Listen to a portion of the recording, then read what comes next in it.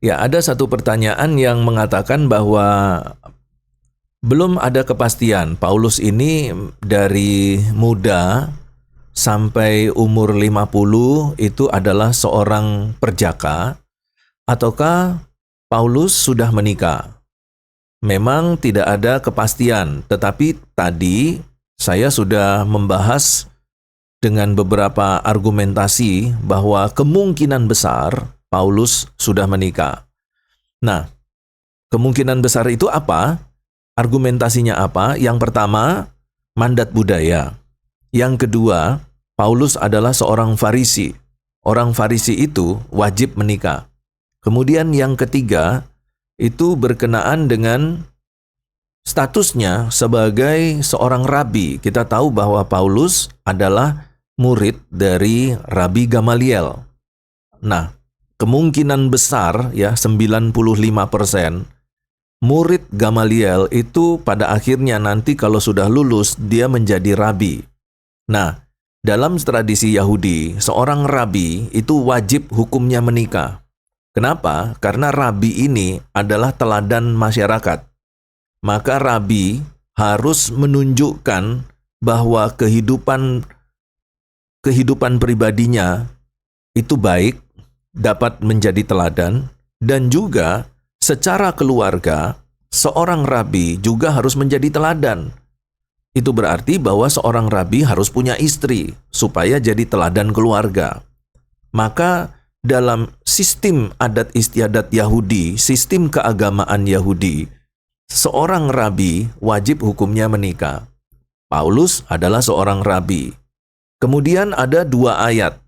Ya, ayat yang pertama itu berkenaan dengan nasihat Paulus ketika Paulus meminta kalau ada seorang laki-laki yang bujang, yang masih lajang, kalau bisa tidak usah menikah demi pemberitaan Injil. Tetapi Paulus mengatakan, kalau kamu secara dalam keinginanmu, nafsu birahimu itu terbakar, lebih baik kamu menikah daripada nanti kamu melayani Tuhan tetapi kamu tetap terbakar nafsu birahimu, kamu malah berdosa karena kamu berzina pada saat kamu melayani Tuhan. Jadi bujang-bujang ya, kalau kamu tidak tahan berselebat, ya kamu menikah saja. Tapi kalau kamu bisa tahan, kamu lakukan itu dalam masa sendirimu untuk melayani Tuhan dan mencurahkan seluruh perhatianmu untuk pelayanan Tuhan. Begitu juga dengan janda-janda. Kalau janda-janda bisa tahan, tidak menikah, tidak usah menikah, ya. Tetapi kalau janda-janda ini tidak tahan, silahkan menikah. Jadi sebenarnya nasihat Paulus itu bukan satu keharusan mutlak ya, tidak boleh menikah ya. Tapi kalau tidak tahan, silahkan menikah itu. Nah, kemudian dalam 1 Korintus 9 ayat 5, Paulus juga menekankan menyampaikan satu pernyataan. Simon Petrus dan teman-teman yang melayani Tuhan, itu mereka semua membawa istrinya pada waktu mereka melayani Tuhan. Tetapi hak itu tidak aku lakukan. Nah, itu mengindikasikan bahwa Paulus sebenarnya punya istri, tapi tidak menggunakan hak membawa istri. Nah, jadi beberapa argumentasi itu begitu kuat sekali mengarahkan Paulus kepada satu situasi kondisi di mana dia dipandang atau ditafsir atau dianggap punya istri.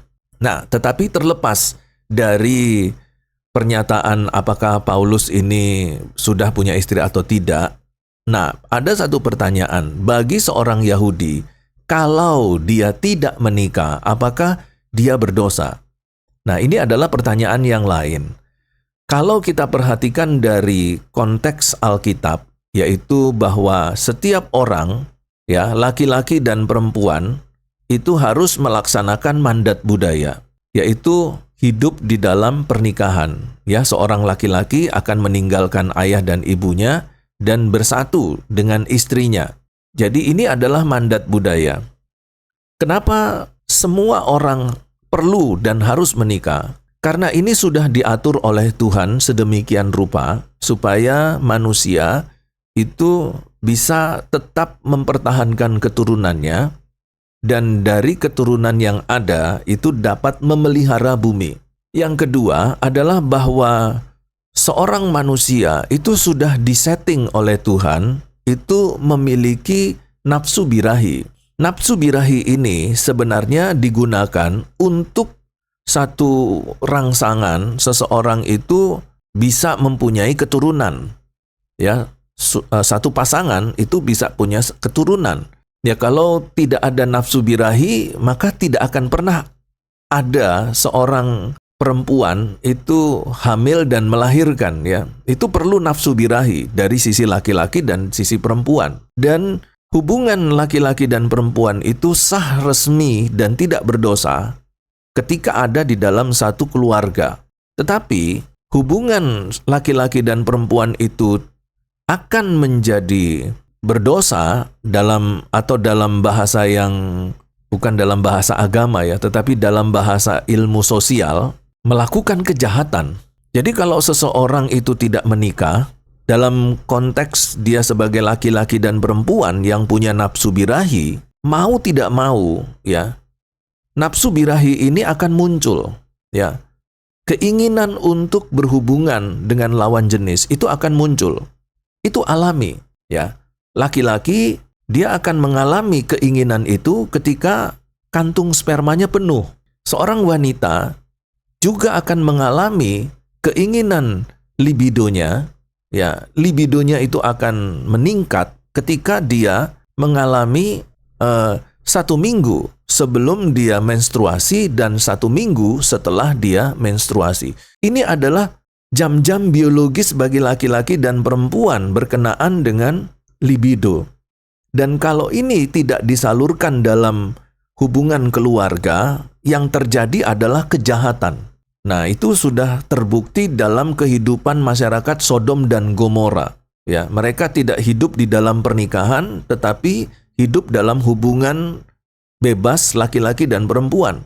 Akhirnya terjadilah perzinahan yang luar biasa, yang mengerikan. Dan dari perzinahan ini muncul banyak penyakit. Penyakit menular, penyakit seks, penyakit kelamin. Yang sekarang yang lebih luar biasa lagi ada AIDS yang dapat menyebabkan kematian yang sampai sekarang belum pernah ada obatnya. Nah, hal-hal yang seperti ini itu harus dihindari. Ya, di samping itu juga ya, hubungan laki-laki dan perempuan yang tidak terjalin di dalam satu sistem kekeluargaan itu akan menimbulkan banyak kejahatan.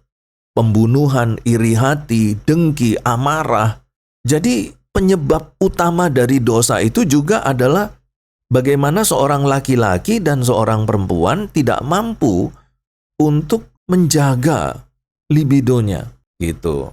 Karena itu setiap orang laki-laki dan perempuan itu harus menikah. Kalau dia tahan, dia dapatkan karunia selebat. Tapi kalau dia tidak tahan, dia menikah saja, ya. Jadi, apakah seorang Yahudi kalau dia tidak menikah itu berdosa? Bukan berdosa karena melanggar mandat budaya, tetapi efek dari tidak menikah itu menimbulkan banyak dosa, gitu. Ya. Nah, tetapi berdosa atau tidaknya satu larangan, nah itu tergantung dari masing-masing agama, ya. Kalau di dalam kekristenan tidak menikah itu bukan dosa. Ya, itu pilihan pribadi. Yang penting dia dapat menjaga kekudusan. Tetapi kalau dia tidak dapat menjaga kekudusan, disarankan ya untuk cepat menikah.